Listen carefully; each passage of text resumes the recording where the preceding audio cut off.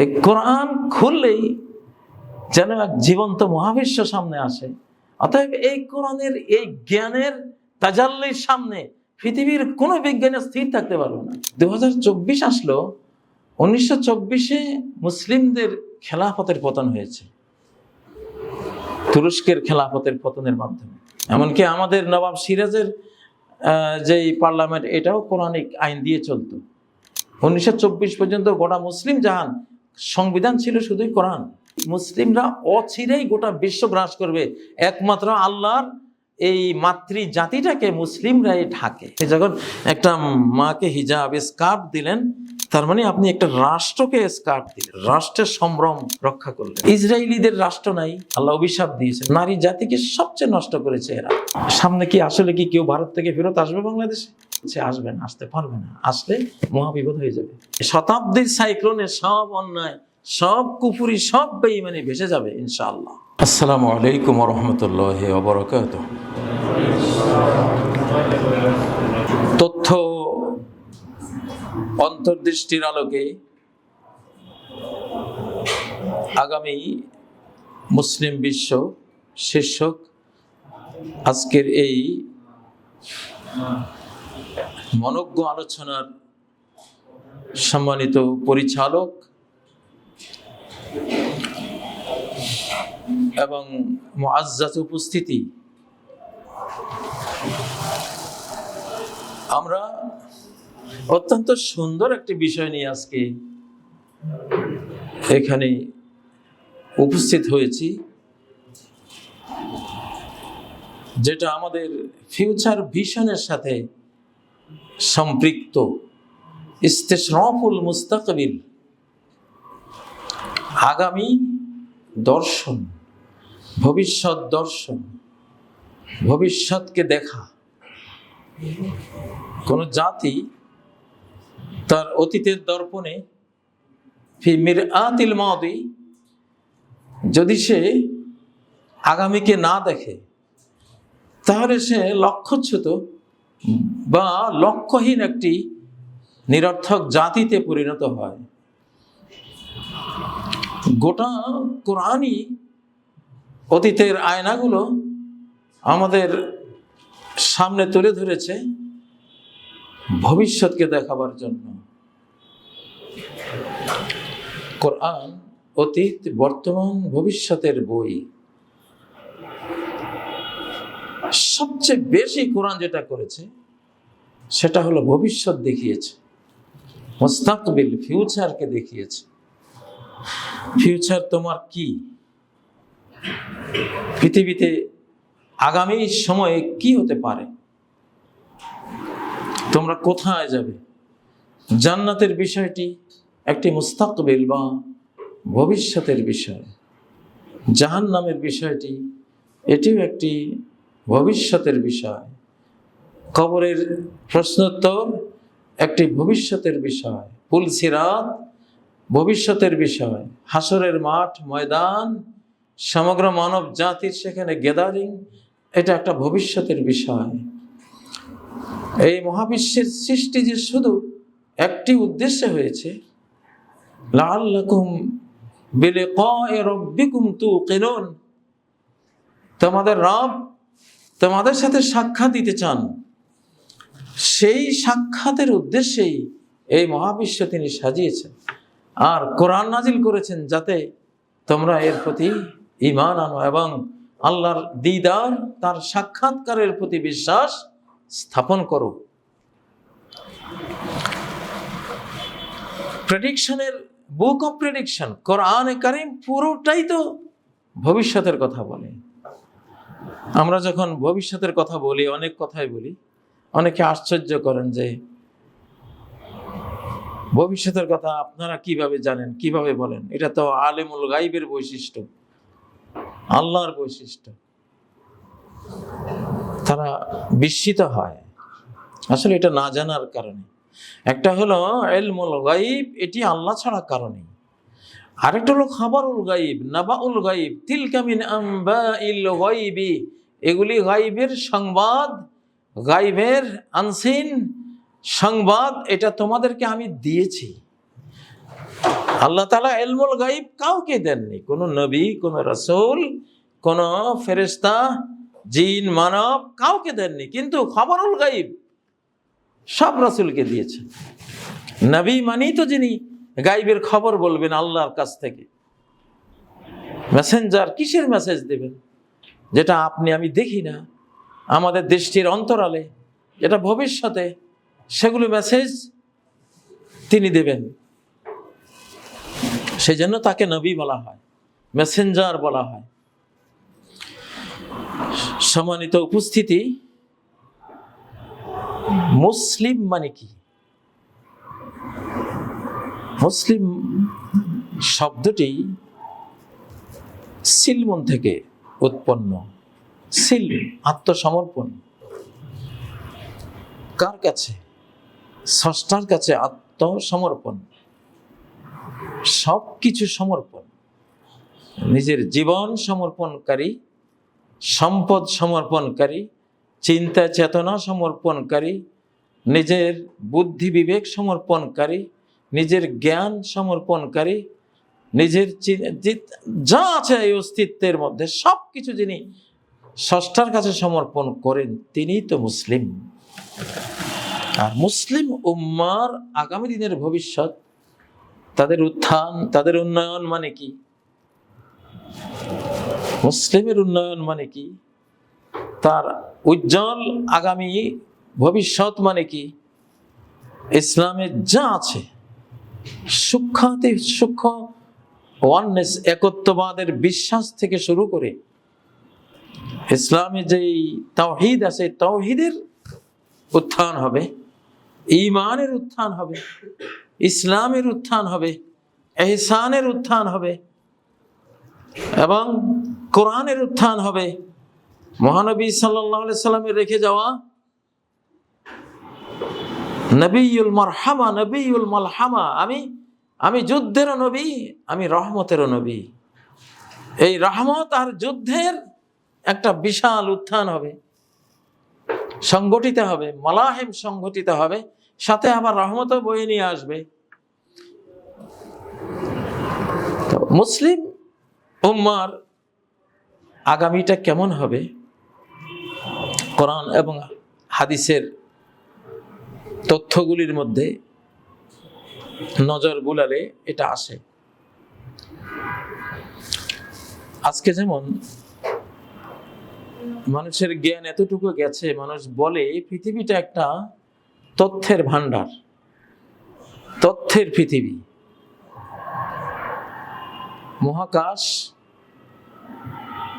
মহাকাশ এগুলো অণু, পরমাণু, ইলেকট্রন, নিউট্রন, প্রোটন, কোয়ার্ক ইত্যাদি হতে হতে একবারে ক্ষুদ্র পার্টিকলস, যেটাকে শিরকিভাবে তারা বলে গড পার্টিকলস। আসলে গড পার্টিকলস তো বড় হারাম ইসলামে, কারণ যিনি আল্লাহ তার তো পার্টিকলস নেই, তিনি সবকিছুর ঊর্ধ্বে।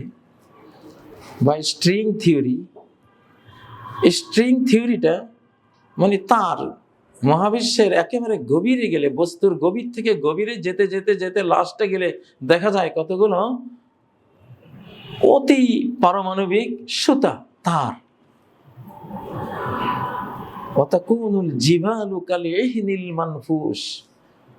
আপনি স্ট্রিং থিওরির ঝলকটা সূরা কারিয়ার মধ্যে পাওয়া যায়, যে পাহাড়গুলো কাল এহনিল মানফুস। এটা বলছেন না আল্লাহ যে পাহাড়গুলো ধূলিকণা হয়ে উড়ে যাবে, ধূলিকণা বলেন নাই, কাল এহনিল মানফুস, ধ্বনিত রুইয়ের মতো হয়ে যাবে, সুতা সুতা সুতা সুতা, সূক্ষ্ম সুতার মতো হয়ে উড়বে, রুইয়ের মতো উড়বে। রুই তো আর ধুলিবালি হয় না, কণা কণা হয় না, ওটা সুতার মতো হয়, স্ট্রিং থিওরি। অথবা যেটা আল্লাহ তাআলা সূরা আল আনকাবুতে বলেছেন, আনকাবুত নামে একটা সূরায় আছে, মাসালুল লাযিনা ইত্তাখাযু মিন দুনিল্লাহি আউলিয়া কামাসালিল আনকাবুত। যারা আল্লাহ বিনে অন্য কাউকে বন্ধু বানায়, আস্থার পয়েন্ট বানায়, নিজের মাবুদ বানায়, নিজের প্রণয় বিনয়ের কেন্দ্র বানায়, এরা যেন স্পাইডার, এরা যেন মাকড়সা, মাকড়সা কি করে? ইত্তাখাযাত বাইতান, সে একটা ঘর বানায়। তো এই মহাবিশ্বে যারা আল্লাহ মাইনাস হয়ে মহাবিশ্ব কেন্দ্রিক হয়, গ্যালাকটিক সাম্রাজ্য দেখে, কোয়ান্টাম ফিজিক্স দেখে কোয়ান্টাম ফিজিক্সের মধ্যে হারিয়ে যায়, ম্যাটার, ডার্ক ম্যাটার নিয়ে তারা ব্যস্ত। তারা এই বিশাল বিস্তীর্ণ মহাজগৎ দেখে তারা অস্থির। তাদেরকে আল্লাহ বলছেন এরা একটা মাকড়সা, যেন একটা জাল বানিয়েছে। আইনস্টাইন যেমন বলে, মহাবিশ্ব খুব কঠিন কিছু না, নরম, সফট, স্পেস টাইম ফেব্রিক, স্থান কালের চাদর। ঠিক মাকড়সার জালের মতো। আল্লাহ বলছেন যে এটা মহাবিশ্বটাই যে একটা মাকড়সার জাল, নরম। আজকের স্ট্রিং থিওরির সাথে মিলে সূরা আনকাবুত জাল, জালের মতো। মুসলিম উম্মার আগামীর বিশ্ব কি, আগামী ভবিষ্যৎটা কি? যত বৈজ্ঞানিক গবেষণা হচ্ছে, প্রত্যেকটা বৈজ্ঞানিক গবেষণা গিয়ে মুসলিমদের থাকা কোরআনকে সাপোর্ট দিচ্ছে। জ্ঞান বিজ্ঞান যত উন্নতি করবে, তত ইসলাম এগিয়ে যাবে, তত মুসলিম উম্মাহ এগিয়ে যাবে, তত মুসলিমের জনসংখ্যা বেড়ে যাবে। বেড়ে যেতে যেতে যেতে এই পৃথিবীতে একটাই ধর্ম থাকবে, সেটার নাম ইসলাম। ফিউচার বলছি, খুব তড়িৎ। 1946-এর মধ্যে হওয়ার কথা। 1946-এর পৃথিবীকে আপনারা দেখবেন ফুল ইসলামিক একটা পৃথিবী, ইনশাআল্লাহ। আমি কোনো কথা অন্ধভাবে বলি না, যদি ডকুমেন্টস, এভিডেন্স না থাকে। 1946-এর থিওরিটা, 2046-এর থিওরিটা কোত্থেকে দিলাম? দেখুন, একটু আগে যে হাদিসটি বর্ণনা করেছি, এটি ইমাম তিরমিজি বর্ণনা করেছেন, হাসান পর্যায়ের হাদিস। আলবানী এটাকে গ্রহণযোগ্য হাদিস বলে উল্লেখ করেছেন তার সিলসিলাতুল আহাদিস আস-সহিহার মধ্যে। তো মাসালু উম্মতি মাসালুল গাইস লা ইউদরা আউয়ালুহু খায়রুন আম আখিরু। আমার উম্মতের একটা এক্সাম্পল নাও, এদের অতীত, বর্তমান বা ভবিষ্যৎ আর বর্তমান কেমন হবে, আউয়াল আখির কেমন হবে। মনে করো মুষলধারার বৃষ্টি, বৃষ্টি ঝরছে ঝরছে ঝরছে, একই মাত্রায় বৃষ্টি, গতকালও হলো, আজকেও হলো, একই মাত্রার বৃষ্টি। তারতম্য করা মুশকিল যে গতকালের বৃষ্টিটা বেশি মুষলধারার গভীর বৃষ্টি ছিল না আজকের। দুইটাই মনে হয় যেন এক সমান, দুইটাই এক সমান।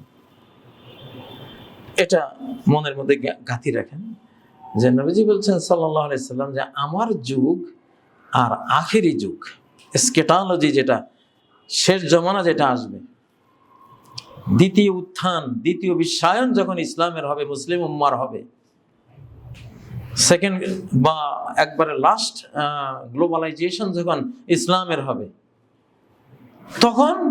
তখনকার মুসলিম উম্মাহ আর আমার যুগের মুসলিম উম্মাহ কোনটা বেশি শ্রেষ্ঠ, এটা তারতম্য করা মুশকিল হবে। এতটা উন্নত হবে আমার পরে আরেকবার আমার উম্মাহ। সুবহানাল্লাহ। আরেকটা এক্সাম্পল দিচ্ছেন, আও কাহাদিকাতিন উতইমা মিনহা ফাওজুন আমা সুম্মা উতইমা মিনহুম ফাওজুন আমা। অথবা মনে করো একটা বাগান, ফলের বাগান, সেই বাগানে এক বছর একদল লোককে মেহমানদারি করা হলো ফলমূল দিয়ে, আগামী বছর আবার ফলমূল দিয়ে মেহমানদারি করা হলো। ফালা আল্লাহ আখিরাহা ফাওজান আন ইয়াকুনা আরাদাহা আরাদান ওয়া আমাকাহা উমকান ওয়া আহসানাহা হুসনা। হতে পারে শেষ দলটা যারা এই বাগান থেকে খাবে তারা অনেক বিস্তীর্ণ হবে, সম্প্রসারিত হবে, অনেক তাদের বিত্ত বৈভব প্রথমবারের চেয়ে অনেক বেশি হবে। ও আহসানা হুসনা, অনেক সৌন্দর্য মণ্ডিত হবে প্রথমবারের চেয়ে। আজকে কি আমরা এটা বুঝতেছি না? প্রথমবারে তো অর্ধ পৃথিবী পর্যন্ত ইসলাম গিয়েছে, আর এইবারে যাবে বাকি অর্ধ পৃথিবী। তাহলে অর্ধেকের বৃত্ত, সৌর্যবীর্য, সৌন্দর্য আর ফুলটার সৌন্দর্য এবং এর বিস্তৃতি, এর গভীরতা এক সমান হবে? এক সমান হবে না। এইবারে হবে গোটা পৃথিবী ইসলামের আওতায় আসবে। এখনকার যে রোডঘাট, যে সৌন্দর্য মণ্ডিত গাড়ি ঘোড়া, যেই উড়োজাহাজ, যেই বাহন, ট্রেন ইত্যাদি ইত্যাদি আছে, আগের যুগে ছিল? ইসলামের প্রথম যে অর্ধ পৃথিবী জুড়ে ইসলাম ছড়িয়েছে তখন কি ছিল? ছিল না।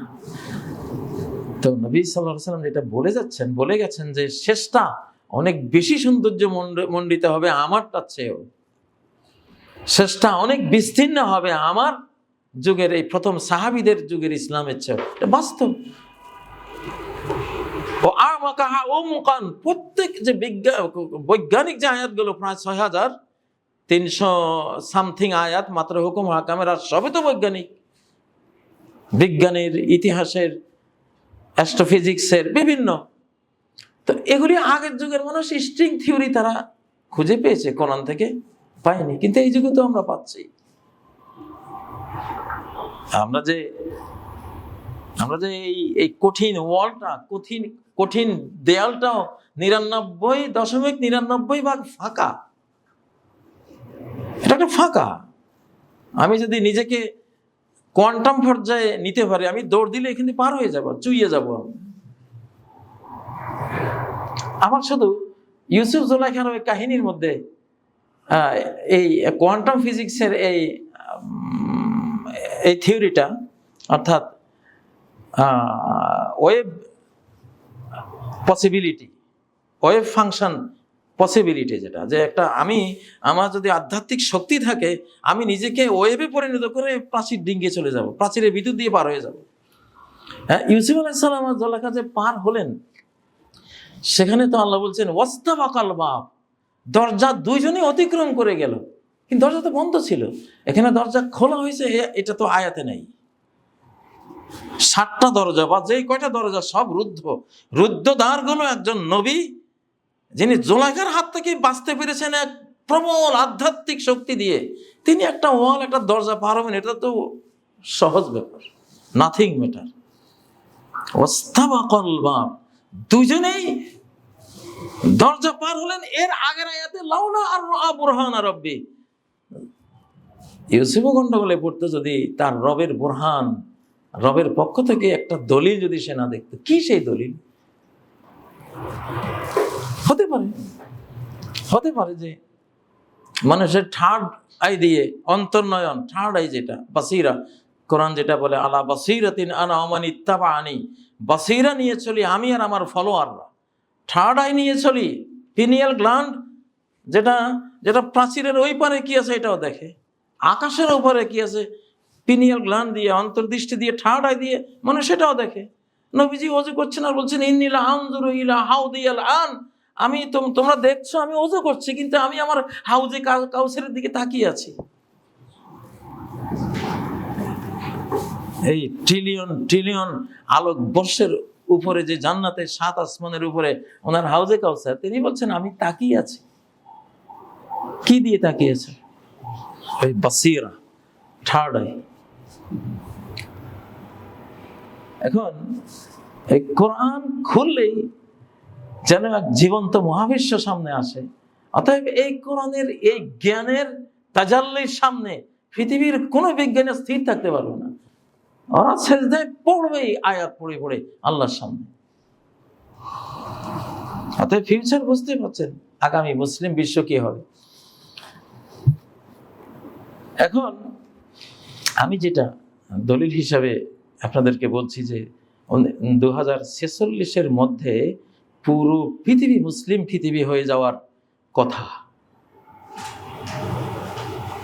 সেটা এই যে একটা হাদিস বললাম, আমার উম্মত বৃষ্টি ধারার মতো, আউয়ালটা যেমন আখেরটাও তেমন, তারতম্য করা, পার্থক্য করা মুশকিল। আচ্ছা, এটা আপনারা অনেকেই এখনো বুঝেন নাই, বুঝবেন। আরেকটা হাদিস দেই, আর রুইয়া আস-সাদিকা, জুজউন মিন সিত্তাতিন ওয়া আরবাঈনা জুজআন মিনান নবুওয়া, সত্য স্বপ্ন নবুয়তের 46 অংশের একটা অংশ। নবুয়তের কত অংশ? 46 অংশ। 46 অংশ, 46-এর মধ্যে একটা অংশ নবীজির সময় গেছে। কারণ নবীজি বলছেন আউয়ালটা আখেরের মতো, আগেরটা আউয়ালের মতো। তাহলে ধরুন আউয়ালটা যদি 23 বছর হয়, নবী সাল্লাল্লাহু আলাইহি সাল্লামের নবুয়তি জিন্দেগি কত বছর ছিল? 23 বছর। আর তিনি বলছেন আউয়ালটা আমারটা শেষটার মতো হবে, শেষটা আমারটার মতো হবে। তাহলে আমারটা যদি 23 বছর হয়, শেষটায় কত বছর হওয়া উচিত? সমান হতে গেলে, সিমিলার হতে গেলে কত? 23 বছর। আচ্ছা 23, তাই না? 2024 থেকে 23 হিসাব করলে 46 হয়। 2024 থেকে 23 যুক্ত হলে কত হয়?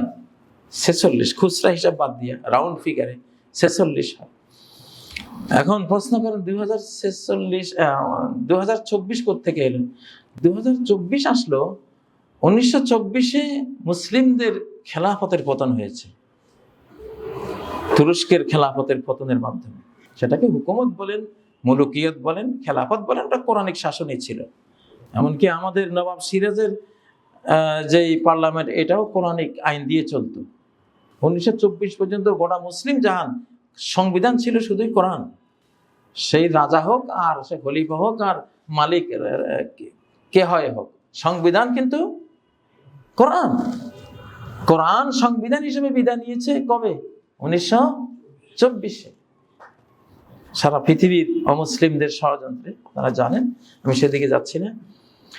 এখন পতন হয়েছে, তো এই পতনটা থাকবে 100 বছর। 100 বছরে ঘুরে দাঁড়াবে এই উম্মত। 100 বছরে আবার হারানো খেলাফত ফিরিয়ে আনবে, হারানো সাম্রাজ্য ধীরে ধীরে আবার ফিরিয়ে আনবে, স্টার্ট হয়ে যাবে 100 বছরের মাথায়। জিজ্ঞাসা করবেন যে এইটা কোথায় পেলেন এই দলিলটা যে 100 বছরে ফেরত আসবে? সেটা ইবনে মাজার একটি হাদিস হাসান পর্যায়ের, যে ইন্নাল্লাহা ইয়াবআসু লিহাযিহিল উম্মাহ আলা রাসি কুল্লি মিআতি সানাতিন মান ইউজাদ্দিদু লাহা দীনাহা। আল্লাহ তাআলা এই উম্মতের প্রতি 100 বছরের মাথায় এই দ্বীনের যা যা হারিয়ে গেছে 100 বছরে, যা যা হারিয়েছে, তাদের সাম্রাজ্য, তাদের পারিবারিক বিধান, তাদের আইন কানুন, সংস্কৃতি, স্পিরিচুয়াল পাওয়ার, তাদের মেন্টাল ফিজিক্যাল যা যা হারিয়েছে সব তাজদিদ, রিনিউ, নবায়ন করে দিবেন আল্লাহ তাআলা একদল লোক দিয়ে 100 বছর পার হওয়ার সাথে সাথে। তাহলে 1924 থেকে আরবি 100 বছর পার হয়েছে 2021-এ। কারণ আরবি সালটা, আরবি শতাব্দী, আরবি সেঞ্চুরি ইংলিশ সেঞ্চুরির চেয়ে 3 বছর কম।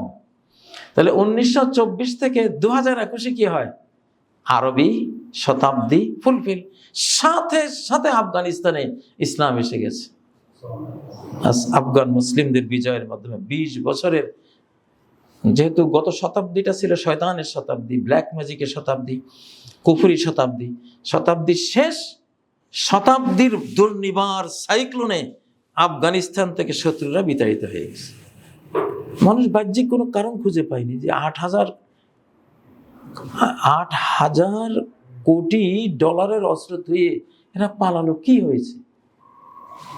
আসলটা হয়েছে শতাব্দীর চেঞ্জ, সেঞ্চুরি তাবদিল হয়ে গেছে, তাবদিলুল কারণ। ওই যে মুসলিমদের দুর্ভাগ্যের একটা শতাব্দীর পরে উত্থান হয়ে যাবে, শতাব্দীর শেষ শত্রুরা পালিয়েছে, আফগানিস্তান থেকে পালিয়েছে। আমি সব লক্ষ্য করছিলাম, একবারে হাদিসের দিকে তাকায় আর একবার মুসলিমদের উত্থান শতাব্দী শেষে কোথায় হয়, আমি পুরোপুরি অবজারভেশনে ছিলাম। দেখলাম আলহামদুলিল্লাহ এটা আফগানিস্তানে এসেছে। যে জাতি নারীদের বেশি হেফাজত করে, আল্লাহ সেই জাতিকে আগে ইসলামী সাম্রাজ্য, রাষ্ট্র আগে দান করেন। ইসলামের রাষ্ট্রবিজ্ঞানে নারীরাই রাষ্ট্র, পুরুষরা রাষ্ট্র না। রাষ্ট্র হয় নারীর জন্য, ঘর নারীর জন্য বানানো হয়। বুয়ুতিহিন্না বুয়ুতিকুন্না মিন বাইতিহা, ঘরের অধিকাংশ সম্পর্ক কোরআনে নারীর সাথে এসেছে। রাষ্ট্রের সর্বক্ষুদ্র ইউনিট হলো নারী, এরপরে হলো নারীর ঘর, এরপরে ঘর দিয়ে বানানো 10-20টা ঘর দিয়ে একটা বাড়ি, 10-20টা বাড়ি নিয়ে একটা গ্রাম, 10-20টা গ্রাম নিয়ে একটা ইউনিয়ন, কয়েকটা ইউনিয়ন নিয়ে একটা উপজেলা, কয়েকটা উপজেলা মিলে একটা জেলা, কয়েকটা জেলা মিলে একটা বিভাগ, কয়েকটা বিভাগ নিয়ে একটা রাষ্ট্র, কয়েকটা রাষ্ট্র নিয়ে একটা মহাদেশ, কয়েকটা মহাদেশ নিয়ে একটা পৃথিবী। শুরুটা কোত্থেকে? কোত্থেকে? ঘর থেকে। হ্যাঁ, ইসলামে এই জন্য ফাদারল্যান্ড বলতে কিছু নেই, মাদারল্যান্ড। সারা বিশ্বে মাদারল্যান্ড আছে, ফাদারল্যান্ড কি আছে? নাই। ফাদার ল্যাঙ্গুয়েজ আছে, মাদার ল্যাঙ্গুয়েজ, তাই না? এই জন্য পৃথিবীতে মূলত আল্লাহ রাষ্ট্র দেবেন। আমি এই জন্য বলি, মুসলিমরা অচিরেই গোটা বিশ্ব গ্রাস করবে, একমাত্র আল্লাহর এই মাতৃ জাতিটাকে মুসলিমরাই ঢাকে, হিজাব করে। আপনি যখন একটা মাকে হিজাব স্কার্ফ দিলেন, তার মানে আপনি একটা রাষ্ট্রকে স্কার্ফ দিলেন, রাষ্ট্রের সম্ভ্রম রক্ষা করলেন, রাষ্ট্রের স্বাধীনতা ইজ্জত রক্ষা করলেন, তার অস্তিত্ব রক্ষা করলেন। এটা ছোট বিষয় না। ইসরায়েলিদের রাষ্ট্র নাই, আল্লাহ অভিশাপ দিয়েছেন। কেন? নারী জাতিকে সবচেয়ে নষ্ট করেছে এরা। যত হলিউড, বলিউড, যত সিনেমা, যত বেহায়াপনা, যত যত যত অনাচার, অশ্লীলতা আছে সারা বিশ্বে, নারী দিয়ে এরাই এটা করেছে। আল্লাহ অভিশাপ দিয়ে এদেরকে বলে, রাষ্ট্র কার জন্য দিব? তোমার নারীর জন্য তো ঘর লাগে না। আর যার জন্য, যাকে আমি ঘর দেব না, রাষ্ট্রের সর্বক্ষুদ্র ইউনিট, তাকে বৃহত্তর ইউনিটটা কেন দেব আমি? এজন্য ইহুদিদের রাষ্ট্র নেই। সোভিয়েত ইউনিয়ন কেন ভেঙেছিল আমরা তখন দেখেছি 1981 সালে। কারণ নারী জাতিকে ওরা রাস্তার পণ্য, বাজারের পণ্য বানিয়ে দিয়েছে। কোনো বিয়ে শাদী নেই, নারীর ইজ্জত মোটেও তারা রক্ষা করেনি। আল্লাহ মাত্র 60 বছরে উড়িয়ে দিয়েছেন তাদের বিশাল সাম্রাজ্য, যেটা আমেরিকার চেয়েও ভয়াবহ ছিল শক্তি ওদের, কিন্তু টিকে নাই। ওই যে ছোট্ট একটা কারণ, দেখতে খুব ছোট কিন্তু বিশাল। ইসলামে বড় বড় সাম্রাজ্যের কথা সব নারীদের সূরার মধ্যে এসেছে। ফাকাদ আতাইনা আলা ইব্রাহিম আল কিতাবা ওয়াল হিকমা ওয়া আতাইনাহুম মুলকান আযীমা। আলে ইব্রাহিম, ইব্রাহিম আলাইহিস সালামের পরিবার, সুলাইমান আলাইহিস সালাম, দাউদ আলাইহিস সালাম, মূসা আলাইহিস সালাম, ঈসা আলাইহিস সালাম, মুহাম্মদ সাল্লাল্লাহু আলাইহি সাল্লাম সহ আলে ইব্রাহিমকে আমি যে বিশ্ব সাম্রাজ্য, বিশাল বিশাল সাম্রাজ্য দিয়েছি, কিতাব দিয়েছি, হিকমা প্রজ্ঞা দিয়েছি, বিশ্ব সাম্রাজ্য দিয়েছি। কোন সূরার আয়াত? সূরা নিসা 54 নম্বর আয়াত। নারীদের সাথে সাম্রাজ্যের কি সম্পর্ক? অবশ্যই সম্পর্ক আছে। আবার নারীদের মাসলা মাসাইলের যে সূরা নূর, সে সূরা নূরের 55 নম্বর আয়াতটি আমি তেলাওয়াত করেছি। ওয়াদাল্লাহুল্লাযিনা আমানু মিনকুম ওয়া আমিলুস সালিহাত লা ইস্তাখলিফান্নাহুম ফিল আরদ।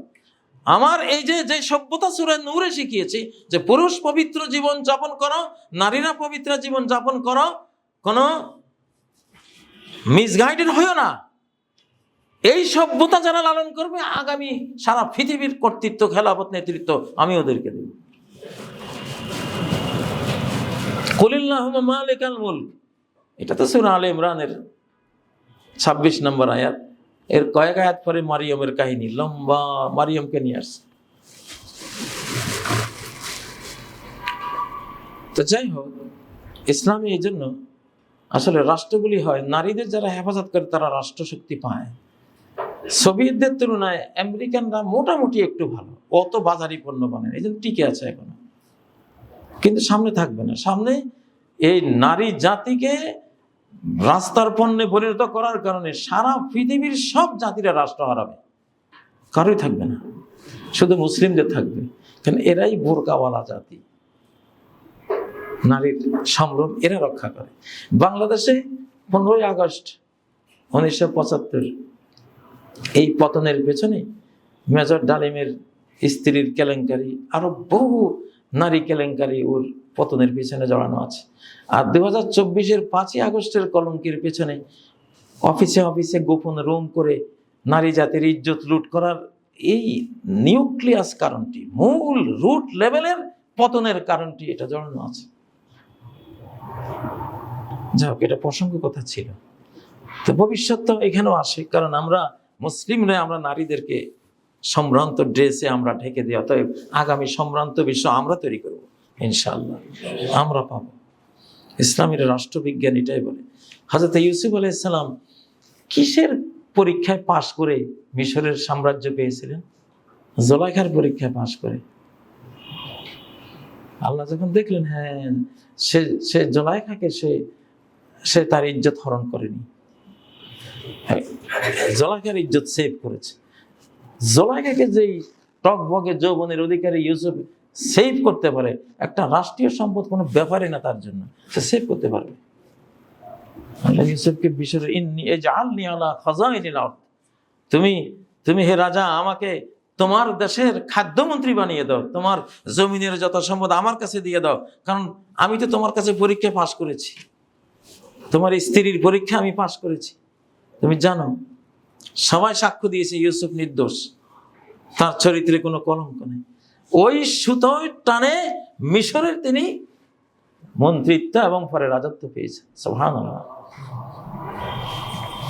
যাই হোক, তো আসলে বলতেছিলাম 2046-এর মধ্যে দেখবেন একটা মুসলিম ওয়ার্ল্ড, ইনশাআল্লাহ পুরো মুসলিম ওয়ার্ল্ড, 7 মহাদেশেই আপনারা মুসলিম দেখবেন। তিনি যে বলছেন নবুয়তের 46 ভাগ, মানে 46 বছরের নবুয়তের মিশন বিশ্বব্যাপী সাকসেসফুল হয়ে কমপ্লিট হয়ে যাবে। 46 বছরে নবুয়তের 46 অংশ বলছেন যে তার মধ্যে 70 স্বপ্নের অংশ হলো 46-এর মধ্যে একটা অংশ। 46-কে 2টা ভাগ করি, 23। কয় ভাগ করব? 2 ভাগ। একটা হলো 1 ভাগে 23, এটা নবীজির ওহী ভিত্তিক। আরেক ভাগে আমরা আছি, এইটা আমরা আজকের স্বপ্নে দেখবো আগামীকাল কি হবে ইনশাআল্লাহ। আজকের স্বপ্নে আল্লাহ আমাদেরকে দেবেন, সত্য স্বপ্নে জানাবেন। স্বপ্ন কি? আপনি যখন ঘুমান তখন আপনার রূহটা, আপনার আত্মাটা জার্নি করে। আলো তো সেকেন্ডে 3 লক্ষ কিলোমিটার চলে, আর আত্মা মনে হয় 3 ট্রিলিয়ন নয়, আরো কত ট্রিলিয়ন, কাছে তো চোখের পলকে আরশের নিচে।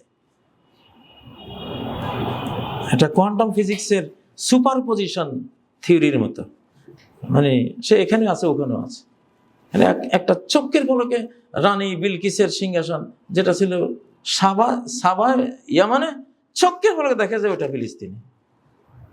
এটা একটা বিষয় আছে এখানে। যাই হোক, এখানে আত্মা যে জার্নি করে সে ভবিষ্যতের দিকে জার্নি করে। তার যে গতি, পার সেকেন্ড 3 লক্ষ কিলোমিটারের চেয়ে গতি হলে সে ভবিষ্যতের দিকে যাচ্ছে, সামনে কি হবে ওই দিকে যাচ্ছে সে। তো আমরা এই জন্য মুসলিমরা এখন যখন ঘুমায়, সে দেখছে ধরুন সামনে কি আসলে কি কেউ ভারত থেকে ফেরত আসবে বাংলাদেশে, ধরুন এই বিষয়টি এখন খুব কথাবার্তা চলছে। আসলে কি আসবে? সত্য স্বপ্ন বলছে আসবে না, আসতে পারবে না। আসলে মহাবিপদ হয়ে যাবে। আসলে তারা তাদের শাস্তি পাওয়ার জন্য এখানে পা রাখবে, তারা কিছু অর্জন করতে পারবে না।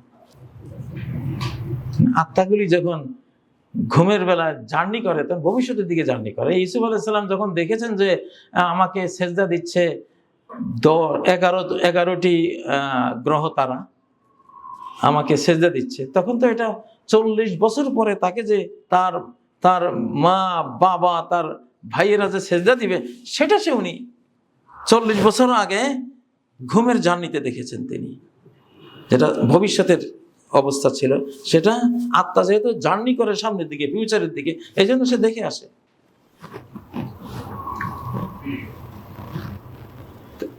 এখন নবুয়তের 46 পার্ট, 46 বছর, তার মধ্যে একটা পার্ট ওহীর, আরেকটা পার্ট রুইয়া সাদাকা। যেহেতু এখন নবী নেই, কিন্তু চলতে তো হবে। আমাকে কোন পথে আক্রমণ করতেছে আমি যদি টের না পাই। আফগান যুদ্ধে দেখা গেল কমান্ডার ঘুমিয়েছে, ওর স্বপ্নে দেখছে যে বিচ্ছু তাকে কামড় মারার জন্য এগিয়ে আসতেছে। ঘুম থেকে উঠে পড়ে মুভ করো, এক লাফে সবাই মুভ করে চলে গেছে। 2 সেকেন্ড পরে ওখানে ক্ষেপণাস্ত্র এসে পড়ছে। মানে ওরা তো এইভাবে বেঁচে গেছে। ওরা এইভাবে কিন্তু যুদ্ধটা করেছে। এটা পৃথিবীর কেউ বুঝবে না যে এই জাতি যুদ্ধ করলে কিভাবে করে, জয় পরাজয় কিভাবে আসে, বিশেষ করে এই যুগে। এখন সত্য স্বপ্নের 23টি বছর আমরা পাবো। ওহির 23টি বছর চলে গেছে, এখন সত্য স্বপ্নের আমরা আরো 23টি বছর পাবো। 23 যোগ 23 কত? 46। এই সূত্র ধরে আমি তো হাদিসটা 40 বছর পড়িয়েছি কামিল ক্লাসে, কিন্তু এখন আমি মিলিয়ে সারা জীবনের অভিজ্ঞতার আলোকে আমার কাছে মনে হয়েছে মুহাদ্দিসরা যে তরজমা লিখেছেন সেটা হয়তো একটা দিক আছে, কিন্তু আসলে সেটা না। মূল ব্যাপার হলো এইটা বলেছেন নবীজি যে ইসলামের দুটো যুগ, উত্থানে দুটো যুগ, একটা আমার যুগ আর একটা শেষ জামানায় আসবে। দুইটা সময় সীমা, টাইম লাইন একরকম। 23 কত? 46। তাহলে 24 থেকে 23 যোগ করলে 2046 হয়। 2046-এ আপনারা 7 মহাদেশ, খুব বেশি সময় বাকি নেই, চলে আসবে। 46-এ যদি গোটা বিশ্ব মুসলিম হয়ে যায়, তা এর ভিতরে অবশ্যই ইমাম মাহদিও থাকবে, এর ভিতরে ঈসা আলাইহিস সালামও থাকবে। হয়তো মনে ভাবছেন যে এত এত এত অল্প সময় এত কিছু হবে, এখন সময় অল্প না। আগের 12 বছর 1 বছরের সময়, 1 বছর আগের 12 বছর এখন 1 বছরের সময়, 1 মাস। হাত্তা তাকুনা সানাতু কাশ-শাহর, বুখারীর হাদিস, যে এমন আসবে শেষ জমানায়, এত দ্রুত হাইপারসনিক গতিতে বিশ্বটা চলবে, তখন বছর হয়ে যাবে 1 মাসের প্যারালাল, 1 মাসের সমান। তাহলে যদি বছরটা হয় 1 মাসের সমান, তাহলে পুরো বছর কি হবে? 12 বছরের সমান। 1 মাস যদি 1 বছর হয়, তাহলে 12 মাসে কত? 12 বছর। 12 বছর। তো আমি তো 46 বলছি, 23 বছর। তাহলে প্রতি 1 বছর যদি 12 বছরের সমান হয়, 23 বছরে 23 12, কোয়ান্টিটিতে হবে এটা 23 বছর, কিন্তু কোয়ালিটিতে এটা 23 12 পার হবে। কত? 250 বছরের কাছাকাছি, না আরো বেশি, 250 বছর প্লাস, তাই না? 250 বছরে অতীতে যা হয়েছে, এখন 23 বছরে তার চেয়ে বেশি হবে, কারণ হাইপারসনিক যুগ, সবকিছু ফাস্ট। আপনি একটা মোবাইল দিয়ে গোটা পৃথিবীর কাছে আপনি বার্তা পৌঁছে দিতে পারছেন। একটা টেলিভিশনে বসে আপনি 500 কোটি মানুষের কাছে জ্ঞান পৌঁছে দিতে পারছেন চোখের পলকে। একজন মুহাদ্দিস, একজন মুফাসসির, একজন ওস্তাদ আগের যুগের মতো মাহফিলে বা হেঁটে হেঁটে বাড়িতে বাড়িতে গিয়ে যদি 500 কোটি মানুষের কাছে জ্ঞান পৌঁছাইতে হয়, তাহলে তার জীবনের সাথে আরো 20-30টা জীবন একসাথে করলেও সম্ভব না। কিন্তু এই যুগে সম্ভব, এই যুগে সম্ভব। তো এই জন্য ফিউচারে কি হবে? একটা সাইক্লোন আসতেছে, ইসলামিক সাইক্লোন। যেহেতু শতাব্দীর পরিবর্তন হয়েছে, শতাব্দীর সাইক্লোনে সব অন্যায়, সব কুফরি, সব বেঈমানি ভেসে যাবে ইনশাআল্লাহ। 24 থেকে ভাষা শুরু হয়েছে, বিদায় শুরু হয়েছে 21 থেকে, বরং 21 থেকেই, 2021 থেকে শুরু হয়েছে। আফগানিস্তান থেকে বিদায় হয়েছে শত্রুরা, 24-এ এসে বাংলাদেশ থেকে বিদায় হয়েছে। বাংলাদেশ ভারতীয় আধিপত্যবাদের কবলে ছিল। এটা কিন্তু তারা এটাকে খুব আধিপত্যবাদকে, দখলকে এমনভাবে তারা সেটিংটা দিয়েছে যে আপনি বুঝবেন না যে আপনি আসলে তার দখলীকৃত একটা করদ রাজ্য, বুঝার কায়দা না, কিন্তু আসলে পুরাই পরাধীন ছিলাম আমরা। 24-এ স্বাধীন হয়েছি। এই 24-এ হঠাৎ করে কি হলো যে এত ক্ষমতা, এত পাওয়ার কেন্দ্র থেকে, পাওয়ার পয়েন্ট থেকে তারা বিদায় হয়ে গেল? কিসের আন্দোলনে? এটা আর কিছু না, এটা শতাব্দীর পরিবর্তন। সময় শেষ, বিদায়। সময় শেষ, বিদায়। তোমার দুঃখের দিন শুরু হয়েছে, সুখের দিন শেষ। এখন মুসলিমদের সুখের দিন আসতেছে, ইসলামের সুখের দিন, কোরআনের বিজয়ের দিন শুরু হয়ে গেছে। ওয়াযাক্কিরহুম বিআইয়ামিল্লাহ, সূরা ইব্রাহিমের 5 নম্বর আয়াত, যে আল্লাহর টাইম লাইন উল্লেখ করে করে মানুষকে উপদেশ দাও। কিছু সময় আছে, কিছু শতাব্দী আছে, এগুলি আল্লাহ, সেখানে আল্লাহ বিজয়ী হন, আর কেউ বিজয়ী হয় না। আচ্ছা দেখুন সাইক্লোনটা, কসম করে বলছি এই দিন পৌঁছে যাবে, রাত আর দিন যেখানে যেখানে হয় সেখানে সেখানে। এরপরে বলছে লা ইয়াতরুকুল্লাহু বাইতা মাদারিন ওয়ালা আবার, কোন পাকা বাড়ি, কোন তাবু পশমের বাড়ি, পাকা কাঁচা কোন বাড়ি আল্লাহ বাদ রাখবেন না যেখানে আদখালাহুল্লাহু হাযাদ দিন, যেখানে দিন প্রবেশ করবেন না। প্রত্যেকটা পাকা বাড়িতে দিন পৌঁছে যাবে, প্রত্যেকটা বিল্ডিং এ আল্লাহ দিন পৌঁছে যাবে, প্রত্যেকটা তাঁবুর ভিতরে আল্লাহ দিন পৌঁছে যাবে, একটাও বাদ যাবে না। ঠিক আজকে সেটাই হচ্ছে মিডিয়ার মাধ্যমে। আমি সারা পৃথিবীর ঘর বাড়িতে মানুষ যতই গান বাজনা শুনুক, গান বাজার ভিতর দিয়ে একটা ওয়াজ চলে আসতেছে, এটা কোরআনের ব্যাখ্যা, কোরআনের যারা ব্যাখ্যাকার তাদের একটা ওয়াজ চলে আসতেছে, একটা জাকির নায়কের বক্তৃতা চলে আসতেছে, ঠিক নয় কি? একজন স্কলারের একটা সুন্দর কথা চলে আসতেছে। যারা পিপাসার্থ, অন্ধকারে পড়ে থাকা মানুষ, ওরা হঠাৎ একটা হেদায়েতের বাণী শুনলে একটা কথায় তারা জীবন পাল্টে ফেলতে পারে। তাহলে আল্লাহ তাআলা এমন এক মহা সাইক্লোন, তথ্য ইনফরমেশনের এমন এক মহা সাইক্লোন তৈরি করে দিয়েছেন যে ঘরে ঘরে ইসলাম এই তথ্য ইনফরমেশনের হাইওয়েতেও এসে ঘরে ঘরে পৌঁছে যাবে ইনশাআল্লাহ, এটা পৌঁছে যাবে। তো আজকে এজন্য আমরা আশাবাদী যে আল্লাহ তাআলা আগামী যেই 23টি বছর 1946 পর্যন্ত, আমার মিশন 2046 ইনশাআল্লাহ, এই 2046-এর মধ্যে নবুয়তের দ্বিতীয় টাইম লাইন, সেকেন্ড গ্লোবালাইজেশনে ইনশাআল্লাহ সারা পৃথিবী ইসলামকে বরণ করে নেবে ইনশাআল্লাহ, ইসলামকে বরণ করে নেবে, বাধ্য, বরণ না করে উপায় নাই। আল্লাহ তাআলা এশিয়া মহাদেশকে লিডারশিপ দিবেন এই শতাব্দীতে। আপনারা কি টের পাচ্ছেন কিভাবে কর্তৃত্ব আমেরিকা থেকে, ইউরোপ থেকে, অস্ট্রেলিয়া থেকে, অন্য যে কোনো মহাদেশ থেকে এসে এশিয়ায় থমকে দাঁড়াচ্ছে, লিডারশিপ এশিয়ার দিকে চলে আসতেছে। আপনি ইরান যুদ্ধটা দেখেন, গোটা অমুসলিম বিশ্বশক্তি এখানে হেরে গেছে বলা যায়, তাই না? এটা কিন্তু এশিয়ান লিডারশিপ। নবীগণদের বড় মহাদেশ হলো, আদম আলাইহিস সালামের মহাদেশ হলো এশিয়া মহাদেশ। তিনি শ্রীলঙ্কায় আসছেন, শ্রীলঙ্কা থেকে হিন্দুস্তান হয়ে তিনি আরব দেশে গেছেন। ৭৫,০০০ নবী ফিলিস্তিন কেন্দ্রিক এসেছেন। তাহলে নবীগণের সবচেয়ে বড় মহাদেশ এই এশিয়া মহাদেশ, এবং শেষ লিডারশিপ এই মহাদেশের হবে। ডলার ধীরে ধীরে বিদায় হয়ে দেখুন এশিয়ার কোন মুদ্রা বিশ্বে চলে আসতেছে, অলরেডি আসছে কিনা, আসতেছে। আপনার এই বাংলাদেশে কি আছে? সারা পৃথিবী যেন তীর্থস্থান এখন বাংলাদেশ। জাতিসংঘ বলেন, যে নিরাপত্তা পরিষদ বলেন, আমেরিকা বলেন, ইউরোপ বলেন, মানে সবাই যেন বাংলাদেশে কি হলো।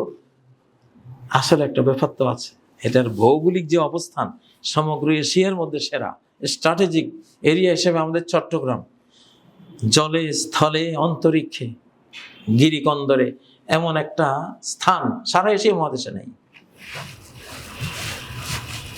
তো এগুলি যেই গ্লোবাল বা জিওপলিটিক্যাল যেই ঘূর্ণাবর্তে আমরা পড়েছি বাংলাদেশ, এটা অতীতে ছিল না, তো এত গুরুত্ব ছিল না। এশিয়ার উত্থানের কারণে এগুলো এখন মহামূল্যবান এক একটা দেশ, ছোট ছোট দেশ হয়ে যাচ্ছে। আপনার কয়েকটা রাষ্ট্র মিলে তারা যেই আরেকটা শক্তিশালী মুদ্রা তারা করতে যাচ্ছে, তো এটা তো আগে ছিল না, এটা এখন হচ্ছে। এগুলি প্রত্যেকটা লক্ষণ বোঝায় যে এশিয়া মহাদেশ এগিয়ে যাচ্ছে। চীনের উন্নয়নের সামনে তাদের হাইটেক টেকনোলজির সামনে সারা পৃথিবী অসহায়, তাই না? তো আল্লাহ তাআলা তো বিভিন্ন দিক থেকে একটা মহাদেশকে তুলে আনেন, বিভিন্ন দিক থেকে। তো সেজন্য এটা সন্দেহের কোনো অবকাশ নেই যে আগামী পৃথিবীটা ইনশাআল্লাহ মুসলিম পৃথিবী। এই সেঞ্চুরিটা মুসলিম সেঞ্চুরি, কোরআনিক সেঞ্চুরি, এটা ইমাম মাহদির সেঞ্চুরি, এটা ঈসা আলাইহিস সালামের সেঞ্চুরি, এবং এই সেঞ্চুরিতেই মানব জাতির সর্বশেষ ইসলামিক পুনর্জাগরণ হয়ে আমরা বিদায় হয়ে যাব। এই শতাব্দীর পরে আর মুসলিমরা থাকবে না, এই শতাব্দীর পরে আর মুসলিমরা থাকবে না। এটাই কথা, এটাই প্রেডিকশনে আসে, কোরআন সুন্নায় আসে। তো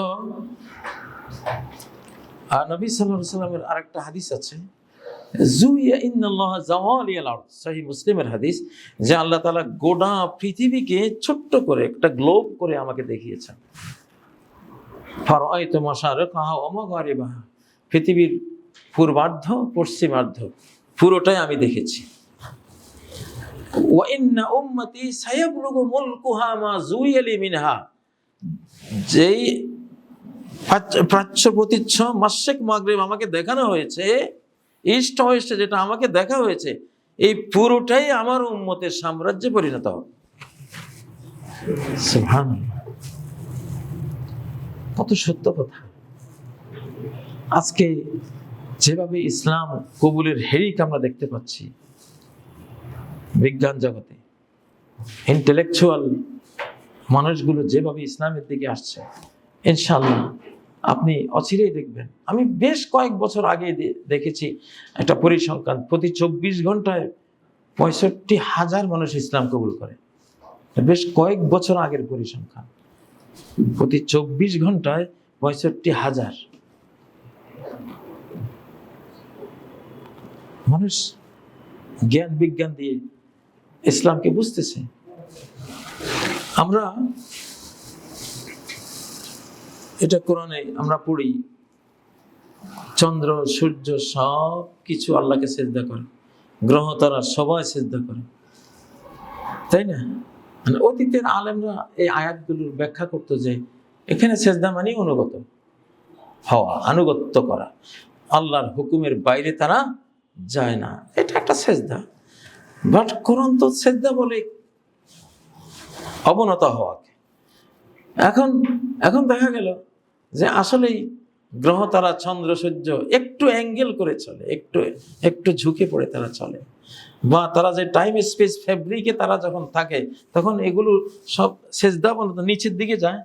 টাইম স্পেস ফ্যাব্রিকের উপরে যখন একটা সূর্যটা বসে তখন ওটা তলিয়ে যায়, নিম্ন হয়, যেন নিচু হয়ে এটা সিজদা বানাতে হয়ে আছে। তাহলে কোরআনের এক একটা আয়াত মানুষ বুঝতেছে, আর যে বুঝতেছে সে ইসলাম কবুল করতেছে। আপনার বেশ কিছু বছর আগে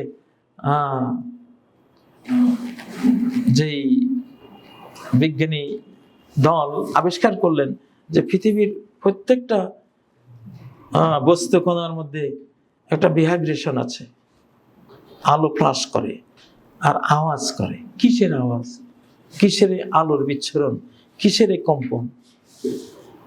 তখন ভারতীয় একজন মুসলিম বিজ্ঞানী বললেন যে এটা কোরআনে আছে। আমেরিকান বিজ্ঞানীরা এটার কোনো কারণ বুঝতে পারলেন না, ব্রিটিশ বিজ্ঞানীরাও বুঝতে পারলেন না, কিন্তু ব্রিটিশদের ভিতরে একজন মুসলিম, ভারতীয় মুসলিম ছিলেন, উনি বলেন এটা তো সূরা বনী ইসরাঈলের 46 নম্বর আয়াত, ওয়া মিন শাইইন ইল্লা ইউসাব্বিহু বিহামদিহি, বস্তু জগতে এমন কোনো বস্তু নেই যে রব্বুল আলামিনের তাসবিহ জপে না তার প্রশংসা সহ। আল্লাহু আকবার। এই সাউন্ডটা, এই আওয়াজটা গোটা বস্তু জগতে, ইউনিভার্সে, এটা তাসবিহর সাউন্ড। আল্লাহু আকবার। এই কম্পনটা আল্লাহর ভয়ের কম্পন। এই আলোটা তাসবিহর আলো, তাসবিহর নূর। আল্লাহু আকবার। তো দেখেন তো, এখন যেখানেই গবেষণা করে যায় রেজাল্ট দেয় কয় এটা কোরআনে আছে। যে কোনো গবেষণা করে রেজাল্ট দেয়, যদি এটা সত্য হয় খুঁজে দেখে এটা কোরআনে আছে। যাও, এই সিলসিলার হাজার হাজার দলিল এখন আমাদের হাতে। এজন্য আল্লাহ তাআলা এশিয়াতে কোরআন দিয়েছেন, আর ইউরোপ, আমেরিকা, অস্ট্রেলিয়া গবেষণা দিয়েছেন। আমরা ডাইরেক্ট কোরআন পড়ে হেদায়েতে আসি, আর ওরা গবেষণা করে করে যখন দেখে কিরে এই গবেষণা দিয়ে কোরআনে আছে, তাহলে তো 1400 বছরের আগের এই কোরআনে এটা থাকা কি সম্ভব? অসম্ভব কথা। তাহলে মুহাম্মদ সাল্লাল্লাহু আলাইহি ওয়াসাল্লামের মতো নিরক্ষর একজন মানুষ কিভাবে তিনি এই থিওরিটা পেলেন? তাহলে অবশ্যই এটা সৃষ্টিকর্তার কিতাব, তার নাযিলকৃত কিতাব ছাড়া, সে ছাড়া এটা কে জানবে? তাহলে এশিয়ানরা আমরা ইসলাম পাচ্ছি কোরআন দিয়ে, আর এশিয়ার বাইরের ওনারা ইসলাম পাচ্ছে কি দিয়ে? গবেষণা দিয়ে। ওদেরকে আল্লাহ তাআলা গবেষণার হাজারো উপায় উপকরণ দিয়ে দিয়েছেন। ওরা ওগুলি দিয়ে দেখে দেখে দেখে ইসলামের পথে আসতেছে। সূরা আম্বিয়া 30 নম্বর আয়াত বলে শেষ করছি। সেখানে একটা আশ্চর্য আয়াত, আওয়ালাম ইয়ারাল্লাযীনা কাফারু আন্নাস সামাওয়াতি ওয়াল আরদা কানাতা রাতকা। যারা কাফের তারা কি দেখে না? তারা কি দেখে না আসমান জমিন একটা পিণ্ড ছিল, ফাফাতাকনাহুমা, দুইটাকে আমি আলাদা করে দিয়েছি, ওই যে বিগ ব্যাং থিওরি। এখানে আওয়ালাম ইয়ারাল্লাযীনা আমানু বলেন নাই, কারণ আসলে ঈমানদারদের কাছে এই গবেষণা নাই। আওয়ালাম ইয়ারাল্লাযীনা কাফারু, কাফের গুলি কি দেখে না? আমেরিকার তোরা দেখিস না, ইউরোপিয়ান তোরা দেখিস না, তোরা তো গবেষণা করে সব তোরা জানিস, তোরা দেখিস না। কোরআনের কি আশ্চর্য কথা! মানে কাফেররা যে দেখবে বিভিন্ন যন্ত্রপাতি দিয়ে অ্যাস্ট্রোফিজিক্স লেন্স অর্জন করে, তারাই যে দেখবে, কোরআন সেটা তো বলতেছে। এই কোরআনের বাইরে যাওয়ার এই যুগের মানুষের কোনো সুযোগ নেই। অতএব মুসলিম উম্মার ভবিষ্যৎই কোরআনের, মুসলিম উম্মার ভবিষ্যৎ সেটাই কোরআনের ভবিষ্যৎ। যেটা কোরআন যেমন গোটা বিশ্বের সকল শাখা প্রশাখা, বৈজ্ঞানিক জ্ঞানের শাখা প্রশাখা গ্রাস করতেছে, তাই না? আলো দিয়ে ক্যাপচার করে নিচ্ছে। সামনে কোরআনময় এক বিশ্ব যেমন আসবে, তেমন কোরআনের জাতি যে মুসলিম জাতি, গোটা বিশ্বময় আসবে এই মুসলিম জাতির বিজয়, উত্থান ইনশাআল্লাহ।